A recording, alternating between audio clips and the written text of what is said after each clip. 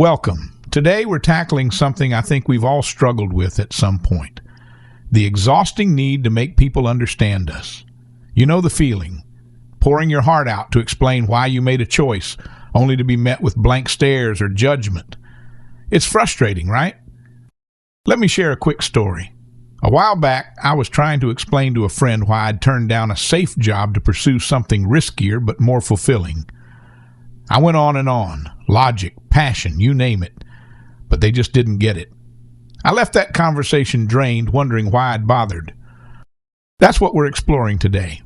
Why we should stop trying to make people understand us, how Stoicism offers a better way, and why living your happiest life matters more than winning approval.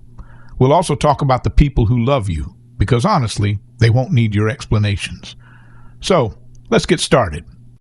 At its heart, Stoicism is about living a good life by focusing on what we can control and letting go of what we can't. It's not about being emotionless, forget that stereotype. It's about being intentional. One big idea we'll lean on today is the dichotomy of control. Epictetus put it simply, some things are up to us and some things are not. Things we control, our thoughts, our actions, our reactions, things we don't, external events, outcomes, and here's the kicker, other people's opinions. Marcus Aurelius wrote, "You have power over your mind, not outside events. Realize this and you will find strength." That's our foundation today. We can't control if someone gets us, but we can control how we respond. Stick with me. We're going to unpack how this changes everything. 1. The futility of seeking understanding. So, why is it so hard to make people understand us? Let's break it down. First off, Stoicism tells us other people's perceptions are outside our control. You can explain your heart out, but their understanding depends on their experiences, biases, and mood, not your words. Think about it. Have you ever tried to justify a tough decision, like quitting a job or ending a relationship, to someone who just didn't see it your way? I once spent an hour explaining to a relative why I didn't want kids yet. I laid out my reasoning, but they were stuck on their own worldview. It was like talking to a brick wall. Epictetus nails this. Don't explain your philosophy, embody it. He's saying your energy is better spent living your truth than defending it. Why? Because people's opinions are tangled up in their own stuff, jealousy, fear, or just plain misunderstanding. Science backs this up. Cognitive biases like confirmation bias mean they're hearing what fits their narrative, not yours. Here's another angle. Even if they do get it, does it change anything? Say you convince your boss your idea is brilliant, they still might not fund it. The Stoics would ask, why waste effort on something you can't guarantee? Focus on what's yours, your integrity, your actions. Marcus Aurelius said, "It never ceases to amaze me. We all love ourselves more than other people, but care more about their opinion than our own." Let that sink in. Next time you're itching to explain, pause and ask, is this about clarity or am I chasing approval? Spoiler, it's usually the latter. 2. Living your happiest life.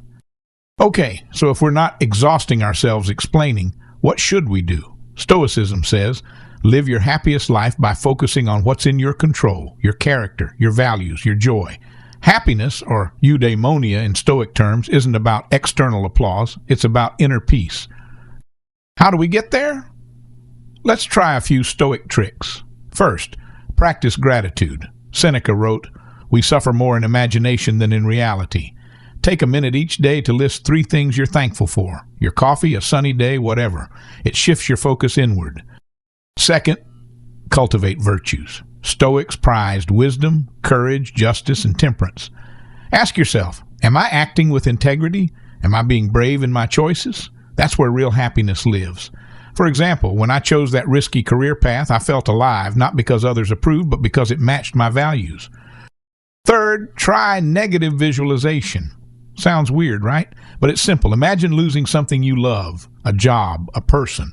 It reminds you to appreciate it now, not when it's gone. I do this sometimes, picturing a day without my morning quiet time. It makes me savor it more.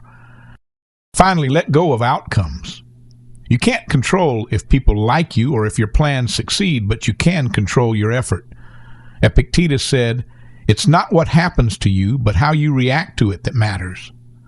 When I stopped needing my friend to understand my job choice, I felt free. Living happily doesn't mean ignoring others. It means prioritizing your peace over their opinions. Try this. Next time you're tempted to over-explain, redirect that energy. Journal your thoughts. Take a walk. Do something that fills you up. 3. The people who love you. Now, let's talk about the people who matter. Those who love you. The ones who stick by you don't need a PowerPoint on why you're you. Stoicism has some gems about relationships that fit here perfectly. Seneca wrote, "Associate with people who are likely to improve you." He's not just talking about mentors, though those are great, but about folks who accept you, flaws and all. Think about your closest friend or family member. Do they demand a dissertation every time you make a choice? Probably not. I'll give you an example. My best friend once watched me agonize over a big move across the country. I started explaining cost of living, job prospects, but she cut me off. "If it feels right for you, I'm in." That was it. No interrogation, just trust. That's love. The Stoics saw friendship as a bond of mutual respect and shared values, not constant justification. Marcus Aurelius leaned on his inner circle not for validation, but for strength. The people who love you get that your happiness isn't their call, it's yours. So how do you spot these people? They listen more than they judge. They support without needing to agree. And if someone's always demanding explanations, maybe they're not in that circle. That's okay. Stoicism's about quality over quantity in relationships too. Conclusion. We've covered a lot today, so let's tie it up. Stop trying to make people understand you. It's a losing battle, and Stoicism shows us why. Other people's opinions, not your turf. Instead, live your happiest life by focusing on what you can control, your thoughts, your actions, your peace. And trust that the people who love you won't need a playbook. They'll just be there. Epictetus said it best, don't explain your philosophy, embody it. That's your challenge this week. Next time you feel that urge to justify yourself, pause, redirect that energy into something that lights you up. Write it down, take a breath, live it out. Thanks for joining me. If this resonated, let me know. I'd love to hear your stories. Until next time, stay stoic, stay true, and keep living your best life.